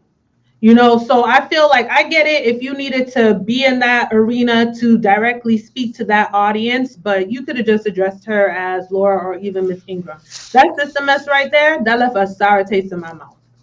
And I'm just But I want us to take note of what the stuff that we're saying. Like, okay, we don't like the fallout between him and Obama.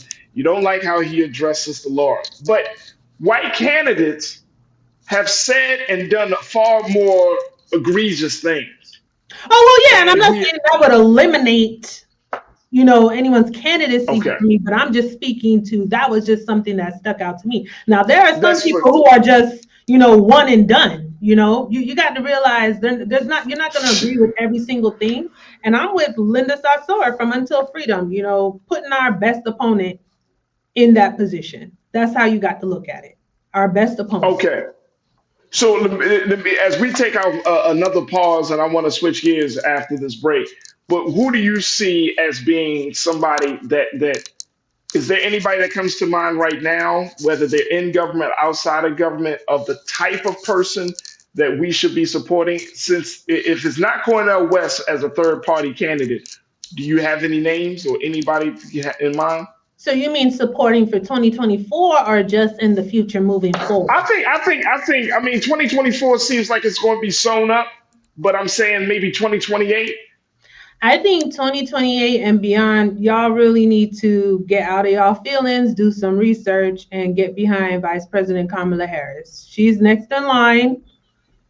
She has brought forth a lot of meaningful legislation. I think at the very least, we should be thoroughly researching what she has done as an attorney general, right, in California, as a senator. And also, we're scrutinizing her vice presidency, but no one's even taken into account all of the other things that she has done. And the last thing I'll say before we go to break, if we just go to her paper trail, in actuality, Farajii, she's actually more qualified to be president right now than even our beloved 44. And I'm going to just leave it there. All right. There it is.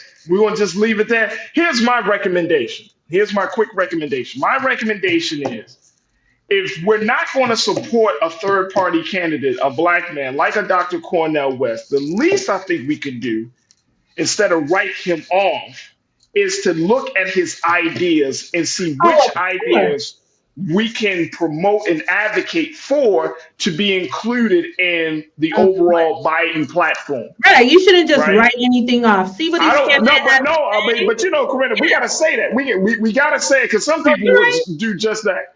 They will just write folks off.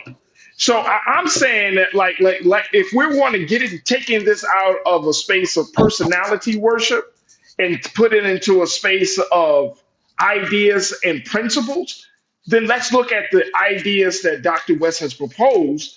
Let's go to his website. Let's look at what are some of the ideas that we could possibly take from his platform, his agenda, his program, and advocate for. Which ones that? Oh, okay, this makes sense. This seems like this will speak to the interests of Black America, speak to the interests of the poor, speak to the interests of the marginalized communities of this country. Let's push it here. Like I'm growing to get out of personality worship. I think Lana said it earlier. She was like, she's going to be, voting for the person that she believes is going to be in alignment with her interests, regardless if it's Dr. West or somebody purple. She said, I'll vote for a purple candidate too. But I'm saying, we got to get out of that personality thing, Farajii. We got to get out of the personality worship. That's all I'm saying. Like I see people in the chat talking about Dr. West's marital history and everything, and it's like, okay, I get all of this, but no candidate. There's no person. Let me get closer to the camera. There's no person. Jesus is not going to be president. There's no person that goes through this life that's clean. Everybody's going to have some baggage, some skeletons. Somebody. You're not going to like what they say here. Oh, I didn't like that there. Or I didn't like that. That's fine. But I'm saying if we want to really get down to the nuts and bolts of this situation, then we got to say, okay, do you discount one person and their brilliance and their body of work and all of that they bring to the culture and to the people because of one small thing, of one thing, right? No. We shoot ourselves in the foot. Like Black folks, we have a tendency to do that, not just in politics in general. That's a tendency. Let's like one thing can set us off. Like, oh no, it's like you go to a Black owned spot, you be like, you know what? They didn't bring the water on time. I'm never going back to there. It's the smallest things, but other people can just commit all type of egregious acts against us, and we justify it and we let it slide and all of that. We got to be a little bit more understanding of the places and the spaces that our people that we are coming from. We may not have it all together. Once we understand politics are not about personalities, but voting our interests accordingly. Valued interest, least harm reduction and forward movement. But yeah, absolutely. We gotta go. Absolutely. Let's take a break, y'all. Let's take a break. When we take our final pause, when we come forward, let's talk about what's happening in the state of Georgia and how they're doing their part to support the next generation of Black entrepreneurs. Stay with us. It's The Culture here on the Black Star Network.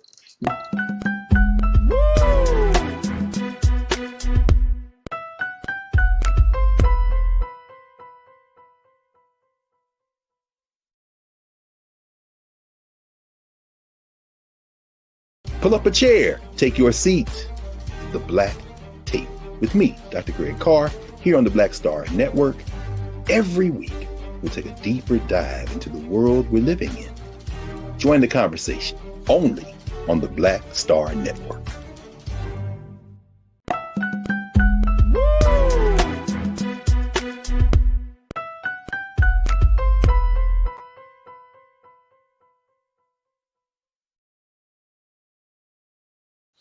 All right, folks, welcome back to The Culture here on the Black Star Network. Let me bring my sister Corinna Denise back into the frame here. There we go.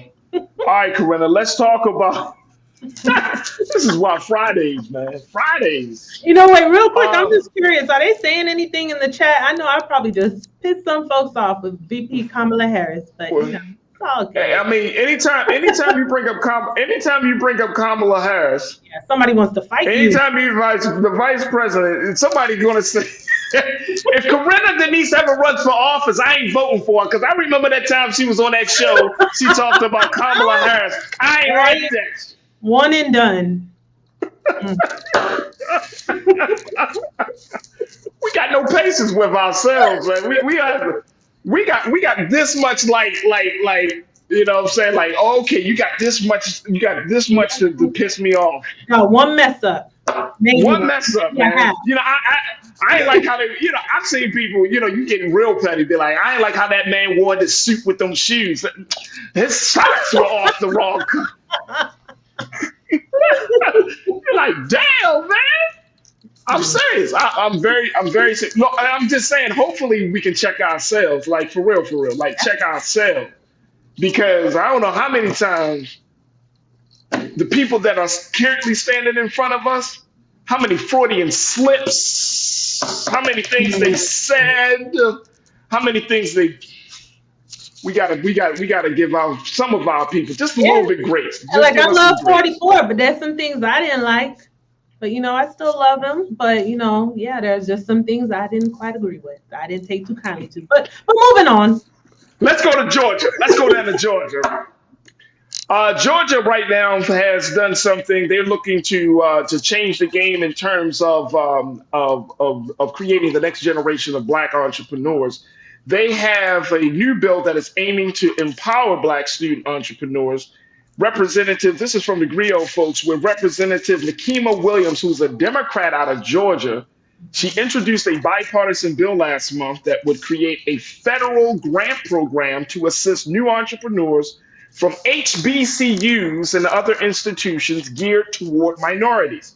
She said, quote, Atlanta is at the bottom of the list for the racial wealth gap. And so now, as someone in a position of power, I have the opportunity to put policies in place that can actually change that. This is what she told the Atlanta Journal-Constitution. She said the bill is co-sponsored by Representatives Alma Adams, the Democrat out of New York, Dwight Evans, the Democrat out of Pennsylvania, Brian Fitzpatrick, and Norma Torres, the Democrat out of California.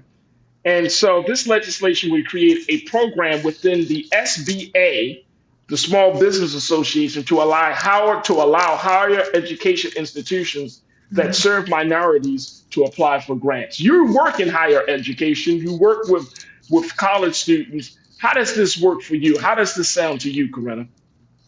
I mean, it's awesome, especially with my friend and colleague, Shirley Cassius at the Scholarship Plug. Like we're knee deep in trying to find grants, right? Because Scholarship Plug is a nonprofit. So we need that money. We need to have more access. It's no easy feat. So especially just being an entrepreneur, a Black entrepreneur at that. So I think that's great. But if I'm not mistaken, Farajii, I think, correct me if I'm wrong, is this only for students per se who are attending HBCUs? Yes, they're attending HBCUs, but they are looking at some other institutions as well. Okay, yeah, because I love HBCUs. I'm an avid supporter, but the college counselor in me, I can't help but just raise awareness to the fact that I think a lot of our Black students who are at predominantly white institutions fly under the radar, and they need our support too. A lot of times they do want to go to HBCUs, but it's just a matter of the cost. It's not always, an attainable goal to make sure all the expenses are covered, or even location. I hope that changes. That's especially why we do this work at the Scholarship Plug, so that you can literally get paid to go to college, the college of your choice, right? And not have to be worried with any burden or debt. But, our Black students at predominantly white institutions do need that support as well. So I hope, we can see some support for those students who might not necessarily be at HBCUs, so that we can include them in these opportunities as well. Absolutely. The bill is introduced as the Minority Entrepreneurship Grant Program Act of 2023. Again, it will create this program within the SBA to allow higher education institutions that serve minorities to apply for grants, starting at $250,000 for student entrepreneurs, according to the details. That's a lot. It's only a lot. It's only a lot depending on the number of students. Like if it's only a $250,000 pot and you got, say, 10 students, you know what I'm saying, versus, 4 or 5 students. It depends on how many students would be given getting a little piece of that money. Yeah. And I would wonder, of course, some other questions would have to be answered, like, what type of ideas, are there some, what type of businesses or what type of ventures would this support? Are you talking about in the Right. tech space? Are you talking about in the Right. health space, in the What can policy I space? use the Like, monies for? There's always a stipulation, when you get grant money, yeah. specifically how those funds have to be used. So yeah, we definitely got to read the fine print. But other than that, this is a great opportunity. Great opportunity. Let's take a final pause when we come back from final words from Corinna and from you. Stay with us. It's the Culture on the Black Star Network.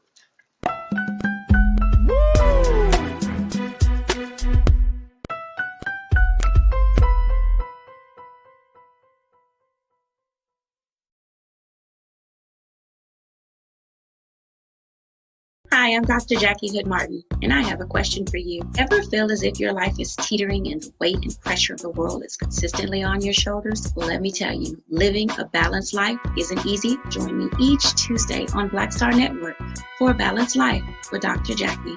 We'll laugh together, cry together, pull ourselves together, and cheer each other on. So join me for new shows each Tuesday on Black Star Network, A Balanced Life with Dr. Jackie.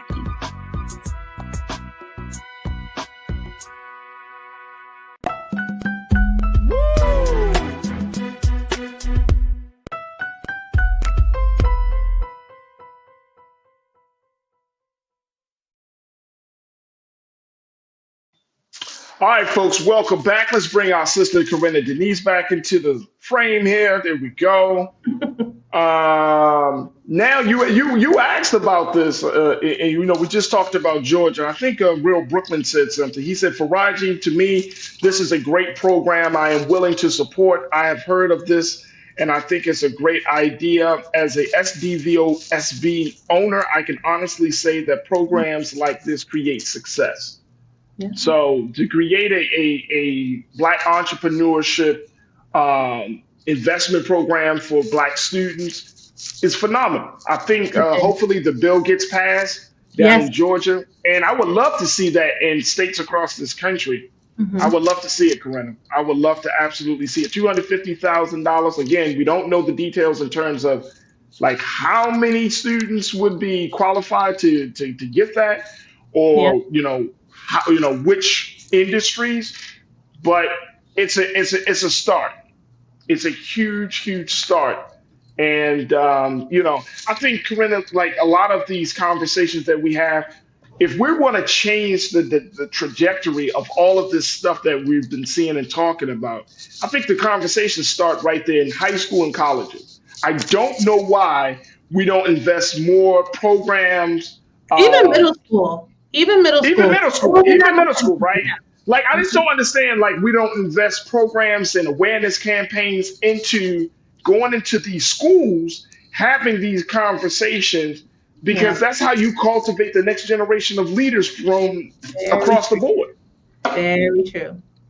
You start building up that momentum, and they're, playing off of their inquisitiveness and their curiosity, and it just prepares them, and they're focused and they know what they want to do, or at least have some idea of that, Yeah. Absolutely. You asked a question. Did you piss off a couple of people? And I'm here to answer. Yes, you did. Hope y'all will like right now. I'm sure there's other people that piss you off too, and you don't let them know. Hey, look, I'm just here for the comments. That's all I'm here for. I'm just here for the comments, Corinna. No, but you know what, though? At the end of the day, look, we all got our preferences. We all got our views on how to win. So at this point, I'm not even upset. But yeah, if some folks are not happy with this idea. We just gotta stay focused. We can't, be brought down by rhetoric. Let's look at the policies. Let's not just look at the personalities, and make sure you have all your facts, that they align, and that you have thoroughly done your research. So I will speak to that, and I think VP's record speaks for itself. But go and look it up for yourself. Don't take my word for it. The information is there. And guess what? And give some of our people, I'm not saying everybody, but we got to give some people grace. Some grace. That's true. A little bit, Corinna. just a tad bit. I'm not saying it's got, you know what I'm saying? Because we're coming into a system that's established to keep us in a certain space and to keep us in a subservient space. We're not coming into a system. I'm talking about political leadership. Hell, we can talk about business. Like any industry or system that we come into as Black folks, we're coming into it on the bottom. We're already coming with 4 and 5 strikes against us. So at this point, it's like we're trying to like turn the Titanic from the iceberg with a plastic fork. Wow. Interesting analogy. There it is. I mean, that's what it's a lot of work and it's a lot of work. People that were once oppressed and literally physically enslaved, and now we're in a position now that we are in the system to create. I mean, that is, look at that history. You talked about looking at the history of people, but look at the history of Black people where we were physically enslaved, and now we're talking about being president of the same system that enslaved us. Well, unfortunately, some of us are still enslaved here. Why are you trying to start a new show? I'm just saying. Another topic for another day. Yeah, absolutely. Right. Look, gotta go, but my sister Corinna Denise, make sure y'all follow her on all social media platforms. Y'all know her here as Corinna Denise, but in the streets of social media, she is known as Ren84. Thank you for shouting out my social media. I appreciate it. Y'all follow Ren, y'all. Yo, go and follow. There you go. There you go. Oh my goodness. Yeah, you see that profile pic, right? Part of my style. Look at that. Ren. Thank you for having me, Farajii. Always absolutely. Hey, yo, can y'all pull up my Instagram? Pull up my Instagram because I need some new followers. Farajii's feeling a type of way because y'all only pulled up my Instagram. You're damn right I'm feeling a certain type of way. Pull up my damn Instagram. Pull up his Instagram, We're going to give him a little satisfaction. Hold on, wait a minute. Which picture y'all pulling up? Because I don't want no... no. Let me stop playing. Make sure y'all follow Ren and follow me, yours truly, Farajii Muhammad. You can follow me at The Real Farajii on Instagram. I tell you, where's my Instagram page? Y'all making Farajii feel away now, or maybe they're just letting you know you got to rap Farajii. The Denzel your Instagram today. The Denzel tears about to start flowing down the cheek, man. Oh, there it go. There it is. Look at that guy. There we go. So you got your 5 seconds in. I hope that's good. Damn, that's patronizing. Like you got your well, you got an Instagram page. All right, so follow me on Instagram. Also follow us on Instagram, Black Star Network. Y'all can go to our Instagram page. There we go. Black Star Network. Follow us on all our social media platforms. But just definitely follow us on our Instagram page. Also follow Roland Martin if you haven't already. Follow him on his Instagram page as well. And we truly appreciate the support. Go to our website as well. Download the app. Follow us on Instagram and social media. And give, right, Corinna? Give. Yes, support Black Star Network. Black Star Network. Support this network, y'all. Absolutely. All right, Corinna Denise, thank you so much for being so good for the culture. We truly appreciate you. God willing, we'll reconnect with you next week. And Dick's peace, Sister Corinna. And certainly I want to thank my dynamic production team for a fantastic week. Thank you. And all of my illustrious culture crew members. I hope you enjoyed today's show and all this week's shows. And more importantly, I thank y'all so much for providing your insight and analysis on all of these conversations. And I truly couldn't thank you enough. So thank you again. All right, stay tuned. Up next, 6 p.m. Eastern Time is Rolling Out Unfiltered. As always, never be afraid to challenge what's wrong. Stand for what's right while being yourself in the process. God willing, we will talk on Monday, for another exciting edition of The Culture, right here, only here, exclusively here on the Black Star Network. Have a great weekend and talk to you soon. Peace.